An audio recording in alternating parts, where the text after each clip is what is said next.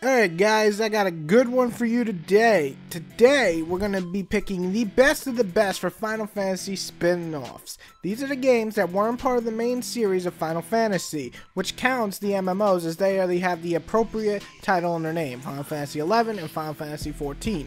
Note, I am excluding games like Final Fantasy X-2 and XIII-2 and XIII-3 because they're sequels to the series and they have and remain the numeral in their name. So I'm going to exclude those. We're talking about the other spin-offs. So let's get to it.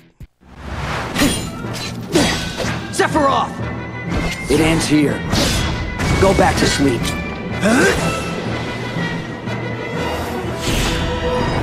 Final Fantasy Dissidia, I hope I'm saying that right. Well, having a Final Fantasy fighting game seemed obvious for years. Very few were actually successful at doing it. Then came along this series, which has 2 titles so far in its name, and both seem to be perfect fan service for the Final Fantasy world.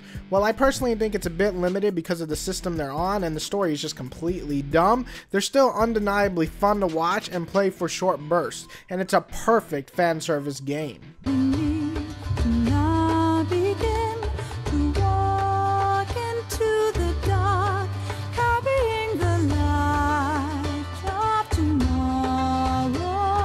Is definitely Crystal Chronicles. Something of a hybrid of a more kid-friendly look, Final Fantasy type world mixed with the exploring and collecting of many rogue type games. Crystal Chronicles may not have looked like the newer Final Fantasies upon its release, but it stood out as a very fun co-op experience if you actually had anyone to play.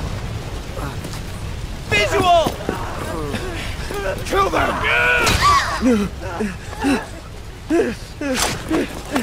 Final Fantasy TypeZero. This one's kind of a recent one, but deserves a spot on here. Being a darker take on the series, TypeZero tells a wicked story of war and how it affects people. Take Class Zero and travel through a gritty version of Final Fantasy and learn to survive and conquer while not losing your sanity. TypeZero has some of the most fun gameplay in the series and an interesting design only held back by the old hardware issues.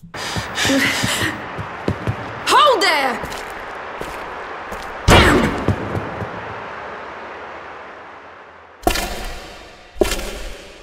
Is it truly him? Coming in at number 2 is Final Fantasy Tactics. Before there was TypeZero, this was about as dark as a Final Fantasy game got.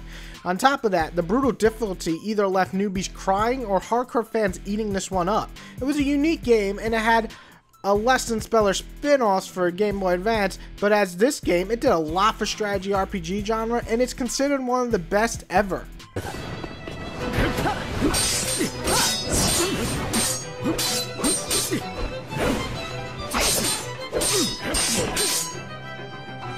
Number 1 is definitely Final Fantasy Crisis Core for me. It's a fan favorite Zack game and he finally has his own.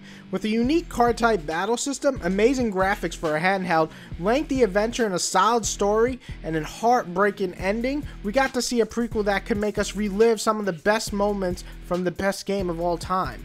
Everybody bow to Final Fantasy VII. I'm just joking. It's not even my favorite Final Fantasy, but I love it. I enjoyed every moment, though, of Final Fantasy Crisis Core, and I still hope that one day we get a remaster version of it with a better camera.